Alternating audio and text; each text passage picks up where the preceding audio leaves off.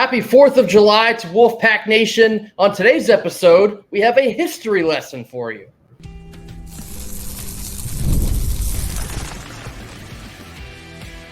You are Locked On Wolfpack, your daily podcast on the NC State Wolfpack, part of the Locked On Podcast Network, your team every day.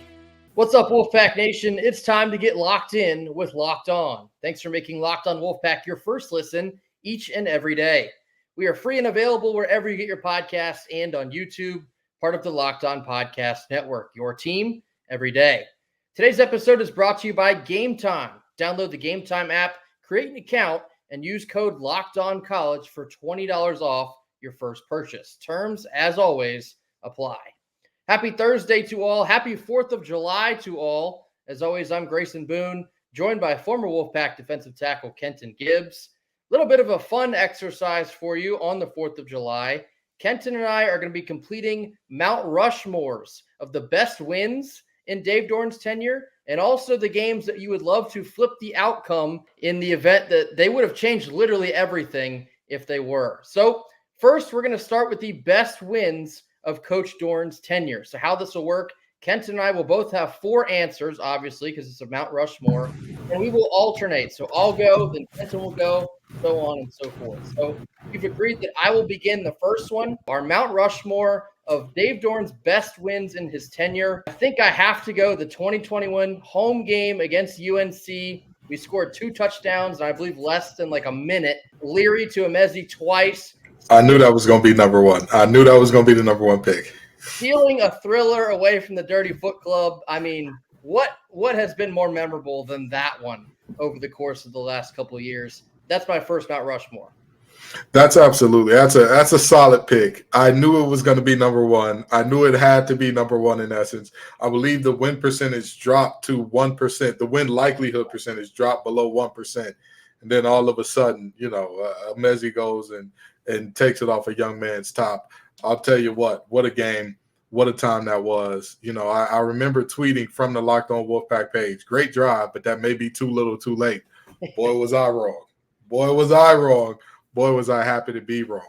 Well, to continue the theme of beating the old Dirty Foot Club, 2023 39-20 has to be the number 2 pick for a multitude of reasons. Number one, that score is closer than the game actually was. If you watch that game, there was never a moment where you were like, can UNC sneak into this thing?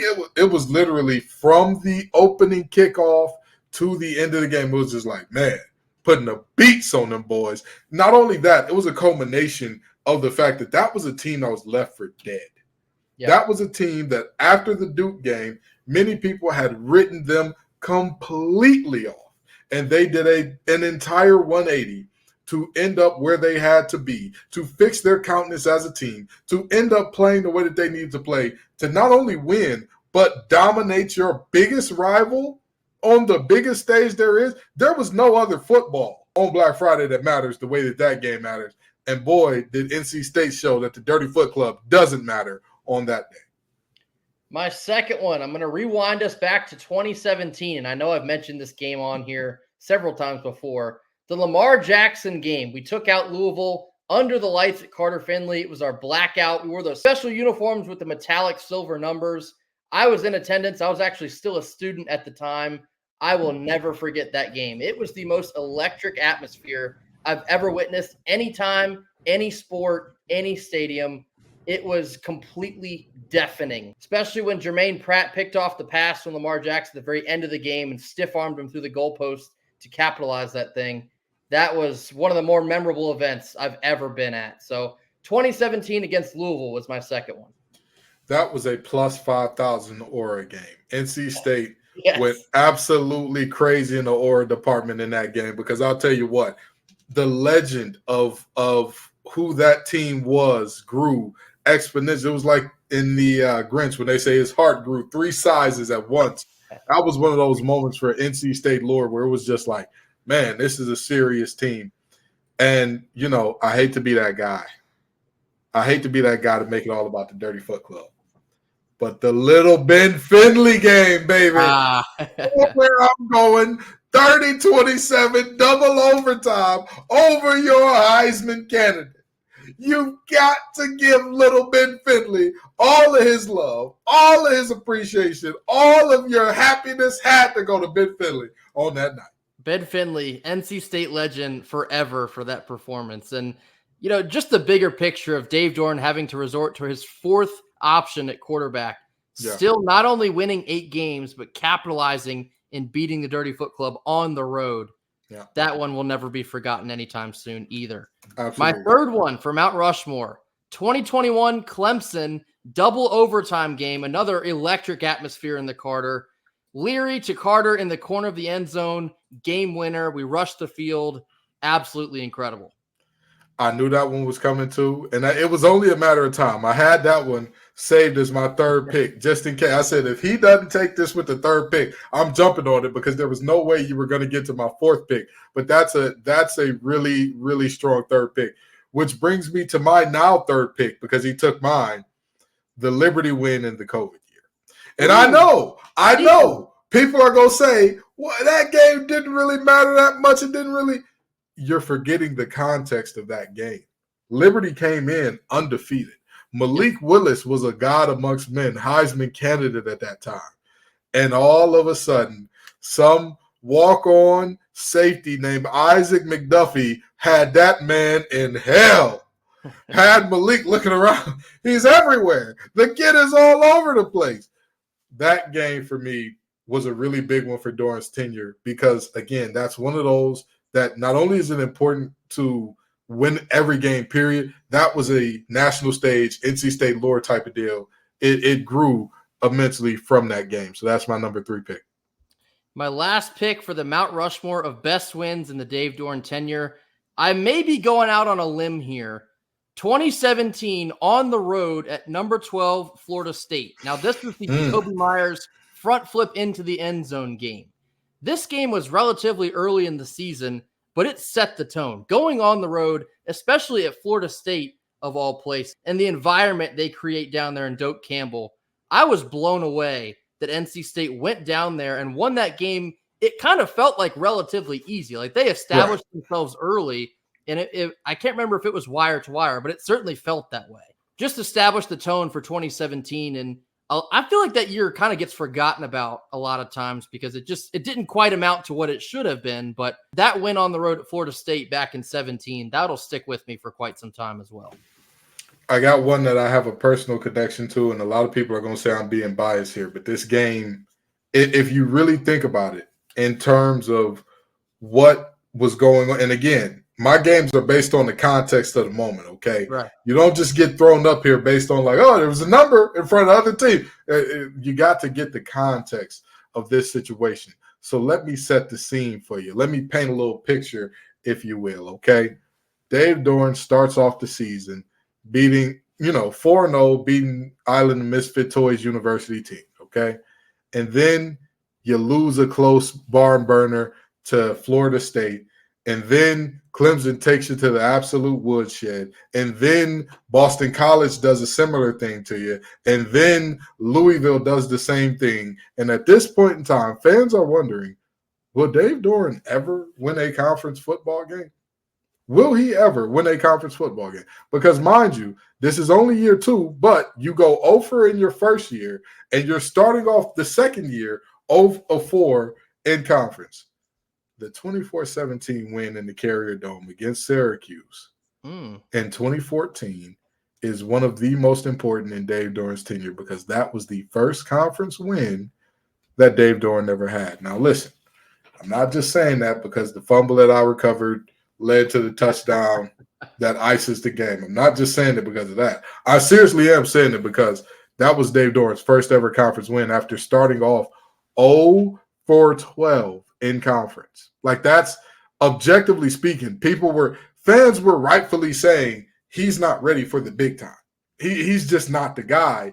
And a lot of people, they'll give you grace for year 1 and all that. But by that time, Jacoby Brissett was the starting quarterback. We'd had some pieces in place that were supposed to be piecing and doing things well. And yet in conference, it amounted to all of, 3-4 blowouts back to back. That went up at Syracuse. That's my 4th win. Those are our Mount Rushmores of best wins in the Dave Doeren era here at NC State. Let us know in the comments who won. Did I have the best 4 or did Kenton have the best 4? If you felt like there should be any games that weren't mentioned, get those down in the comments as well. I'm going to create a graphic for this. I'll put it on Twitter. I'll put it on our YouTube community page, and I'll put it basically anywhere else you guys want to find it so you can vote on who won this Mount Rushmore. And next, we're getting into our second Mount Rushmore of flipped outcomes we'd love to have in the Dave Doeren tenure. This comes after a quick word from our sponsors. Today's sponsor is Gametime. Gametime is an authorized ticket marketplace of Major League Baseball. This makes getting tickets faster and easier all summer long. Prices on the Gametime app actually go down the closer it gets to first pitch. So with their last-minute deals, you can save up to 60% off buying last-minute tickets for sports, concerts, comedy, theater, you name it, they got it. Toggling their all-in pricing feature on the app will show your total upfront so you receive 0 surprises at checkout. And as always, you can receive a panoramic view of your seat in the app before you buy so you know exactly what to expect upon arrival. So take the guesswork out of buying MLB tickets this summer with Gametime. Download the Gametime app, create an account, and use code LOCKEDONCollege for $20 off your first purchase. Terms apply. And again, create an account and use redeem code LOCKEDONCollege. LOCKEDONCOLLEGE, Locked On College, for $20 off. Download Gametime today. Last minute tickets, lowest price guaranteed. Middle portion of our 4th of July Mount Rushmore episode, our second Mount Rushmore of the day, are games that we would love to flip the outcome in the Dave Doeren tenure. Basically, games that were painful losses that would have changed the trajectory of not only NC State, but sometimes the ACC, like that big of a loss. So, Kenton, you're going to start us here for the second one. What's your first one? The game where we couldn't get off the field on 3rd and long and 4th and long in Winston-Salem, 2021 Wake Forest game, 45-42. People don't understand how much that game meant. So, again, let me give you the context. Let me give you the full breakdown of this thing, right? If you win that game, here are direct results that happen because the Miami game was already passed, right? Yeah. If you win that game, you go on to the ACC championship against Kenny Pickett. Not only do you go on to the ACC championship against Kenny Pickett, Grayson, how many games has NC State football not won in quite some time? Yeah, it would have been your 10th win as well. Would have been your 10th win.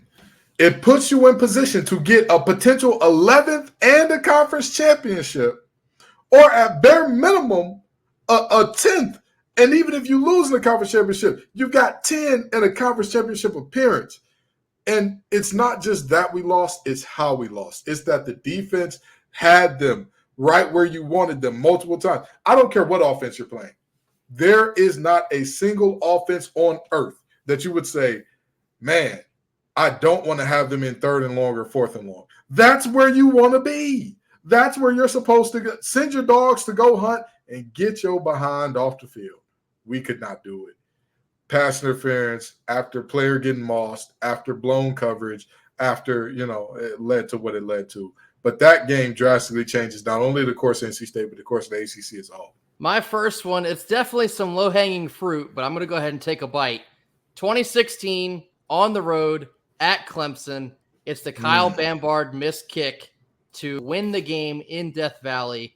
That game, not only did that loss snowball into 4 consecutive losses for NC State, if State would have won that game at Clemson, Clemson would not have played for a national championship, much less won the national championship as they did with Deshaun Watson. And then you want to talk about how the landscape of the ACC may change if Clemson does not win that national championship. Perhaps Clemson does not get Trevor Lawrence after that happens. Perhaps they don't get Will Shipley, and Shipley actually comes home to play for the NC State Wolfpack. There are so many dominoes that can be traced back to just one chip shot missed kick off the foot of Kyle Bambard. I don't think we'll ever get over that one down there in Death Valley. Kenton, what's your second one here?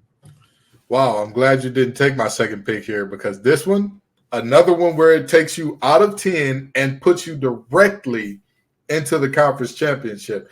And this, you could say it's recency bias if you want to, but if you reverse that Louisville game, how much changes? Yeah.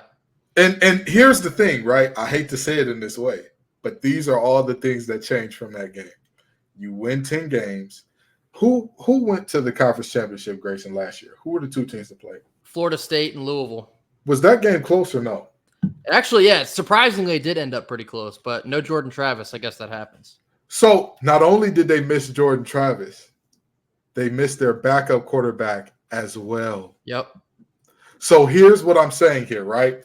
If you think about NC State making it to that game, Louisville ended up losing 16-6 because they could not piss a drop offensively. Here's all the things that changed because of that game. Brennan Armstrong never gets benched if we win that game. Yeah. He doesn't. Because remember, the game ended with him throwing an arm punt. But let's go earlier in the game than that, Grayson. Our locked on look of the week was what? Yep. The fade switch route where the fade was open. He throws the end, it gets intercepted. Let's go another step deeper, Grayson. If Brendan Armstrong is never benched, who never has to come off the bench? MJ Morris. If MJ Morris never has to come off the bench, does MJ Morris end up redshirting and transferring? Perhaps not. He could be our starting quarterback this year. You're getting where I'm going here. Think about the amount of things that change overnight if we win that game. You get 10 wins. You get to a conference championship. He could have broken the conference championship curse before Keats had the opportunity to 2 times. And this is the second one. Boy, it hurts my heart. Sadly, there's quite a few of these games that if you flip the result, more than likely NC State would get to 10 wins. Another one of those, and this one is a personal connection for me. This is my senior year at State, one of the last home games of the year. 2018, Wake Forest, Thursday night game under the lights at Carter Finley. We wore black uniforms. We were a 14-point favorite over the Demon Deacons. We were also ranked 14 at the time, so we were on the fast track to a New Year's Six Bowl. Mm-hmm. We lose this game to Jamie Newman, who was the backup quarterback for Wake Forest at the time. It was one of the most painful losses I had ever endured in any sport. I know I tend to exaggerate to the nth degree, but it was that level of a painful loss. I was full-on sprawled out planked across the stands. I was embarrassed of the outcome of that one. So that one will always sit with me. If you flip the outcome of that one again, NC State gets to 10 wins. I don't believe we could have competed for a conference championship. I think we were already out of the running after losing to Clemson. However, 10 wins, we know the significance of that here at NC State. That would have been another fantastic opportunity to get it done and fell short. So my third one is the 2018 home loss to Wake Forest on senior night. It was also senior night if you needed any extra sprinkles on top of that one. Brutal. Yeah, that was a tough game, and you eliminated one of mine there because that was on the back end of mine. But I've got some still in the chamber that are heavy hitters here. The Devin Carter game. Oh God. Miami fans like to call it the TVD game. I call it the Devin Carter game. Why do I call it the Devin Carter game? Because Devin Carter's drop on third down, which easily would have been a first down, which would have kept the chains moving with plenty of time. It was a gimme. That is one of the easiest catches that you could ask a Division I Power 4, Power 5 at that time wide receiver to make, and he could not make it. But why is that game so important? Some of you are wondering, because I know everybody who's hearing this is saying, hey, Ken's been big on context. You've got to give us the story behind this one. Long story short, when you look at that game and you say, man, what happens if they win that game? What special goes on if they win that game? That's another one that gets you to 10 wins. Yeah.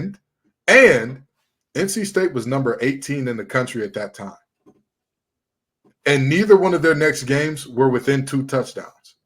Not only are you in a position in that Wake Forest game to change to feed generations, as the kids say today, here's another fun thing that would have happened then.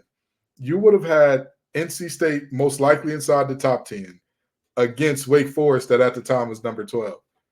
Can you say game day? Yeah. Maybe you get game day. Maybe you end up on ABC in a primetime function, and who knows how that changes things. But the Devin Carter game was another one. It disgusted me. It hurt me. It had me devastated. That's a tough one. I feel like I have a really good one, and if I don't use it here, I think Kenton's going to dunk on me in the end. If I don't, I don't know. This is a tough one. All right, I'm going to take a chance and hope that you won't use my ringer. 2017 season opener in Charlotte against South Carolina. I think Deebo Samuel had like 3 touchdowns on us, and NC State was the better team. I talked about this earlier. I think our 2017 squad was way better than a lot of people remember. And the results that they should have gotten should have been much better than what we got. That team was a very special team in the history of NC State. Felt like we really left a lot on the table. Another one of these seasons where we finished with 9 wins. So if we would have won the opener against South Carolina in 2017, perhaps we get 10. Or I guess I don't want to name another one that comes to the brain in case Kenton does use it. But nonetheless, we had the better team, beat ourselves, could not execute, and left a lot of pain in its wake. So the 2017 season opener game against South Carolina is my third one. Kenton, what's your last one here? Y'all know me. It's all about the context, so let me set the stage for you, okay? NC State is up against multiple things at this point in time, okay? They have the opportunity to go forward. First of all, NC State has already proven that it could turn its season around, won a ton of games straight. Not only did they turn their season around and win a ton of games straight, here's another fun fact about this season. They did not beat a single ranked team all year and had their chance to beat their first ranked team of the year in this game. Not only is this game on a national stage, it is in fact the most televised bowl game with the exception of the college football playoff. The Pop-Tart Bowl. If we could run the Pop-Tart Bowl back. And you know the worst thing about it? Grayson and I had a great time, even though we got kicked out of the booth early and all that. We had a great time down there in Orlando and doing all the things and all that. But this has to be one of the worst losses that you wish you could reverse because, again, it's like the Lamar Jackson, Jermaine Pratt stiff arm game. The aura that you get from winning that first ever Pop-Tart Bowl, it just propels you in a way. You're a 10-win team now. Granted, this does not change as much as my other games in terms of all of those were for 10 wins and a conference championship and something along those lines. But this game, when all the eyes were on you and the lights were the brightest, if we win this game, I'm just saying, I'm not saying that we didn't have a great offseason. I'm not saying that it hindered us and just made it easy for teams to slander us all around the country. That game would have been the perfect cap to a season that you could only describe as an NC State season supreme.